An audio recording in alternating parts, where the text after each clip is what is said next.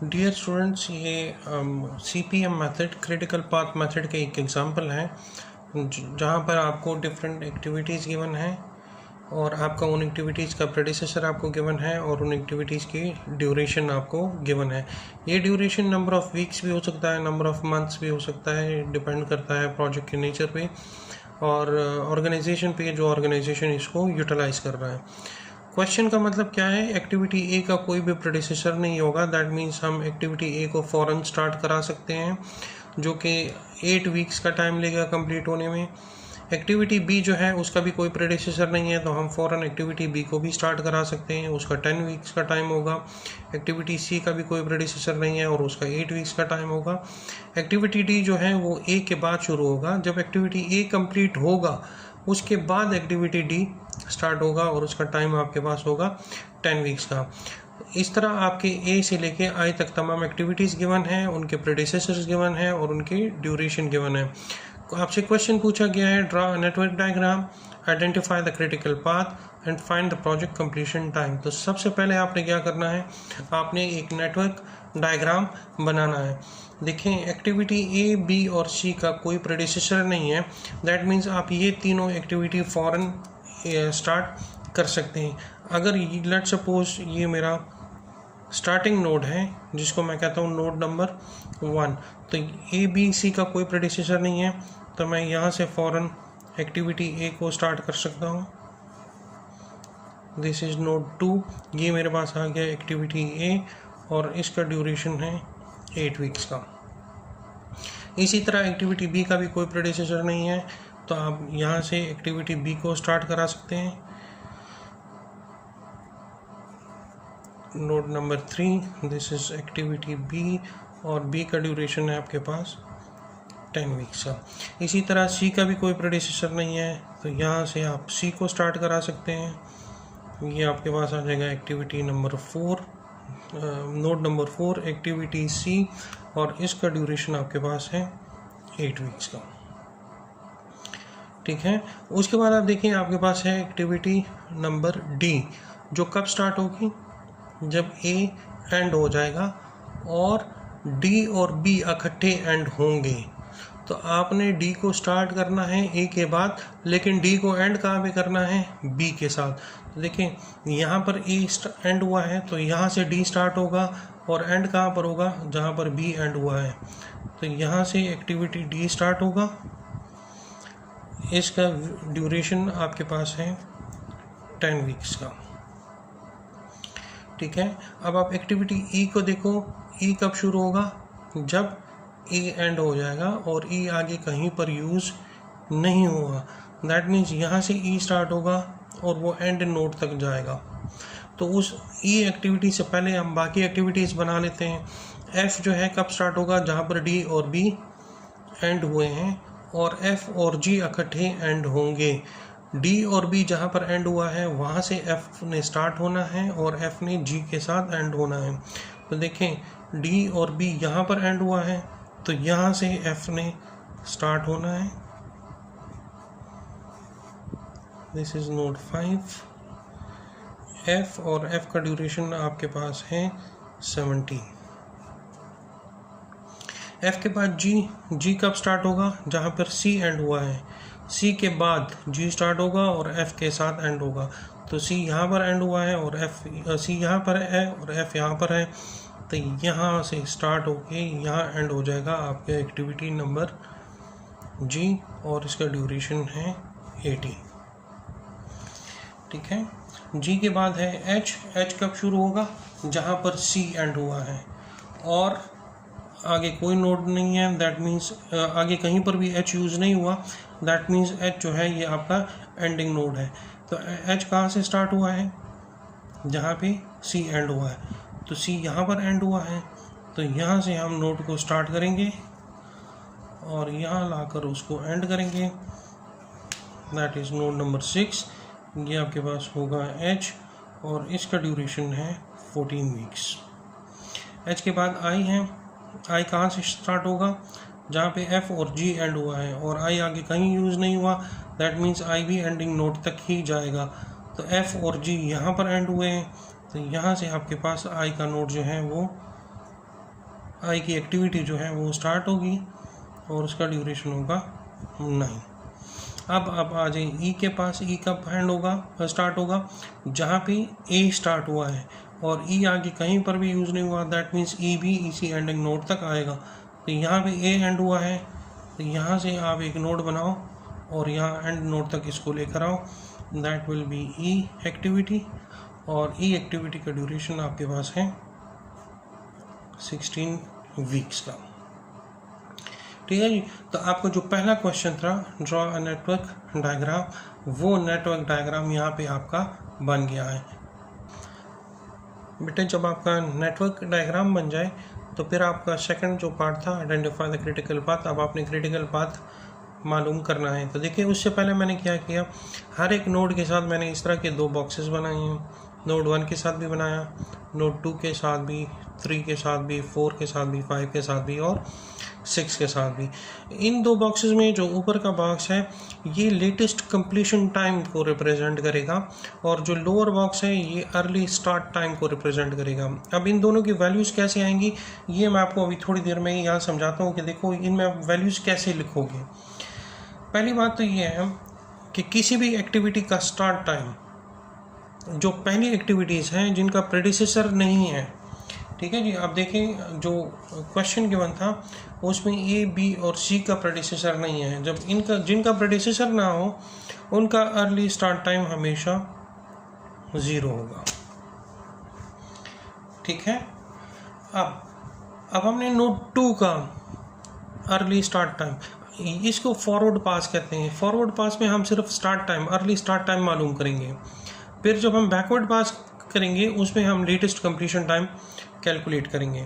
तो अब देखो नोड 2 का स्टार्ट टाइम क्या होगा, दिस टाइम कितना टाइम ले रहा है node activity A, 8 weeks. This 8 weeks plus this 0 तो मिलके क्या बनता है, 0 + 8 = 8। तो ये अर्ली स्टार्ट टाइम इसका आएगा 8। नोड 3 का आप देखो कि यहाँ पे अर्ली स्टार्ट टाइम आपके पास क्या आएगा। नोड 3 का इस नोड तक पहुँचने के आपके पास 2 रास्ते हैं। एक तो आप नोड 1 से नोड 3 तक डायरेक्टली आ सकते हो और एक आप थ्रू नोड 2 आ सकते हो, 1 से 2 और 2 से 3। अब इन दोनों रास्तों में से जो मैक्सिमम टाइम वाला रास्ता होगा आपने वो सेलेक्ट करना है। देखो अगर मैं 1 से 3 वाला रास्ता सेलेक्ट करता हूँ दैट मीन्स 0 + 10 तो आंसर आएगा 10। अगर मैं ये वाला पाथ सेलेक्ट करता हूँ 1 से 2 और 2 से 3 तो 8 + 10 दैट इज़ 18। तो 10 और 18 में से मैक्सिमम कौन सा है, 18। तो मैं यहाँ path value early start time इसका लिखूँगा 18। नोड 3 के बाद आप देखो नोड 4 तक पहुँचने का सिर्फ एक ही रास्ता है। आप 1 से डायरेक्टली 4 तक आओगे, दैट मीन्स 0 + 8 तो आपके पास टाइम क्या आएगा इसका अर्ली स्टार्ट टाइम, वो आएगा 8। नोड 5 देखो, अब यहाँ पर भी वही मसला है कि नोड 5 तक आप 2 रास्तों से आ सकते हो, 1 से 4, 4 से 5 या इधर से या इधर से। ठीक है जी। तो इनमें से जो मैक्सिमम होगा आपने वो चूज़ करना है। तो 8 + 18 दिस 8 + 18 इससे आएगा 26 और 18 + 17 इससे आएगा 35। तो मैक्सिमम आपके पास ये बनता है।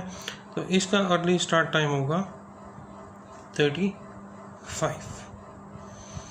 अब नोट 6 क्या कैलकुलेट करना है, तो 8 + 14 22, 8 + 16 24 और 35 + 9 44। तो मैक्सिमम ये आता है 44।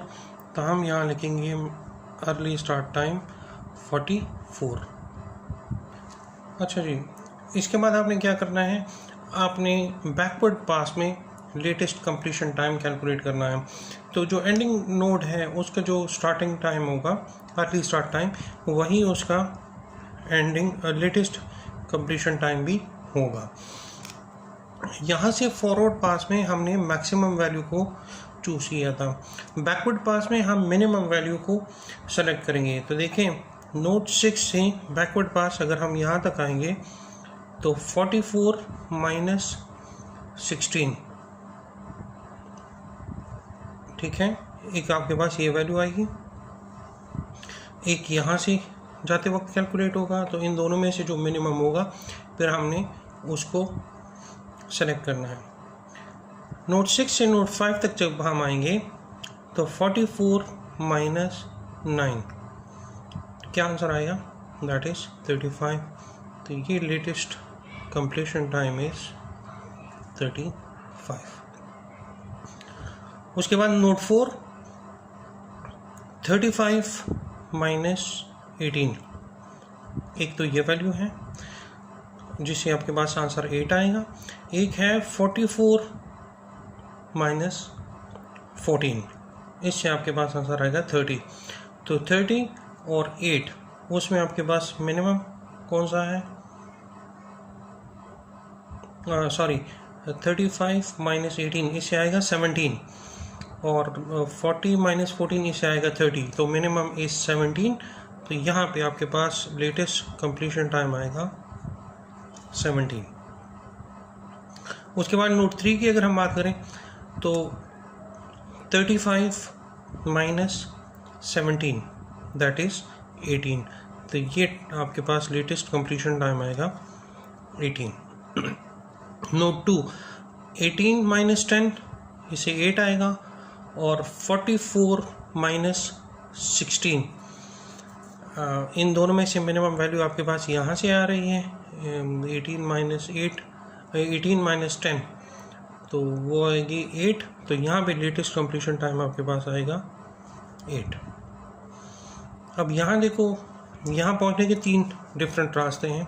यहाँ से आओगे तो आपके पास वैल्यू आएगी 17 माइनस 8, यहाँ से आओगे आपके पास 18 माइनस 10, और यहाँ से आओगे तो 8 माइनस 8 0, तो वो 0 सबसे मिनिमम है, तो ये वैल्यू आपके पास आ जाएगी 0। ठीक है जी। तो आपका जो ऑब्जेक्टिव था, जो आप अचीव करना चाह रहे थे, वो आपके पास था कि जी आइडेंटिफाई द क्रिटिकल पाथ। आपने क्रिटिकल पाथ आइडेंटिफाई करना है, तो वो क्रिटिकल पाथ आइडेंटिफाई करना अब बहुत आसान हो गया है। जहाँ पे अर्ली स्टार्ट टाइम और लेटेस्ट कंप्लीशन टाइम जिस नोड पर उन दोनों की वैल्यू सेम हो, वो नोड आपका क्रिटिकल एक्टिविटी का नोड होगा। जिस तरह यहाँ पर दोनों सेम है 0 0, तो ये नोड शामिल होगा। ये सेम है 8 और 8, तो ये शामिल होगा। ये 18 18 सेम है, तो ये शामिल होगा। इसी तरह 35 35 सेम है, तो ये शामिल होगा। और यहाँ पे 44 44 शामिल है, तो ये नोड शामिल होगा। तो देखो एक क्रिटिकल पाथ क्या बनेगा, 0 0 सेम है, तो ये आपकी क्रिटिकल एक्टिविटी होगी 1। यहाँ से ये सेम है, तो ये आपके पास क्रिटिकल एक्टिविटी बनेगी 3। यहाँ से ये सेम है 35 35, तो ये आपका क्रिटिकल पाथ बनेगा। और ये दोनों सेम हैं, तो यहाँ से आपके पास ये क्रिटिकल पाथ बने। लेकिन अगर आप देखो ए के बगैर भी ये क्रिटिकल पाथ बन सकता है। अगर आप 1 से 18 तक जाओ, 3 तक जाओ, यहाँ पर भी तो दोनों सेम है, तो आप इसको डायरेक्टली भी सेलेक्ट कर सकते हो। तो जब एक से ज़्यादा क्रिटिकल पाथ हो, फिर आप क्या करना है, जिस क्रिटिकल पाथ की ड्यूरेशन आपके पास मैक्सिमम बनती हो, वो फिर आपने सेलेक्ट करना है। देखें जो अभी हमने सेलेक्ट किया, अगर हम इसका ड्यूरेशन टोटल कंप्लीशन जो है उसको कैलकुलेट करें, तो ये आपके पास आ गया 8 वीक्स का। दैट मीन्स 8 प्लस 2 से 3 तक दिस इज 10, 10 से 3 से 5 तक प्लस 17, और 5 से 6 तक प्लस 9। ये जब आप कैलकुलेट कर, जब आप ये पूरा कैलकुलेट कर लोगे, इससे आपके पास टाइम आ रहा है 44। ठीक है। अब इस वाले पाथ की ड्यूरेशन को कैलकुलेट कर देते हैं कि इससे आपके पास ड्यूरेशन क्या आएगा। ये देखें, ये ड्यूरेशन आएगा आपके पास 10 प्लस 17 प्लस 9, ठीक है, ये 3 नोड्स आ रहे हैं। इसका ड्यूरेशन आपके पास आ रहा है 27 प्लस 9 इज़ 36। तो इनमें से मैक्सिमम ये वाला है, ठीक है, और ये आपके पास बना है यहाँ से। तो आपके पास जो क्रिटिकल पाथ बनेगा इस प्रोजेक्ट का, वो आपके पास ये वाला पाथ बनेगा। This will be your critical path. तो क्रिटिकल पाथ ये होगा, तो इसमें एक्टिविटी कौन कौन सी शामिल होगी? एक्टिविटी ए, एक्टिविटी डी, एफ और आई, ये आपके पास क्रिटिकल पाथ होगा। Find the project completion time. तो जो क्रिटिकल पाथ, जो मैक्सिमम क्रिटिकल पाथ है, उसका जो ड्यूरेशन आ रहा है 44, वही आपके पास इस प्रोजेक्ट का कंप्लीशन टाइम होगा। तो इस वाले नेटवर्क डायग्राम का प्रोजेक्ट कंप्लीशन टाइम कितना होगा? 44 वीक्स। तो आपको ये जो क्वेश्चन गिवन था, ठीक है, जहाँ पे आपके पास एक्टिविटी गिवन थी, प्रेडिसेसर आपके पास गिवन था, ड्यूरेशन आपको गिवन था, और ये 3 क्वेश्चंस आपसे मांगे गए थे, उन तीनों का आंसर आपके पास यहाँ पर मौजूद है। आपने पहले नेटवर्क डायग्राम इस्टेब्लिश किया, उसके बाद आपने लेटेस्ट कंप्लीशन टाइम और अर्ली स्टार्ट टाइम वो कैलकुलेट किया, उसके बेस पे आपने क्रिटिकल पाथ आइडेंटिफाई किया, और फिर आपने एट द एंड जो प्रोजेक्ट कंप्लीशन टाइम है वो आपने आइडेंटिफाई किया। आई होप इससे आपको क्रिटिकल पाथ मेथड का कॉन्सेप्ट और ज़्यादा क्लियर हो गया होगा। मज़ीद वीडियोस में इंशाल्लाह और एग्जांपल्स के साथ इस पर बात करेंगे। Thank you.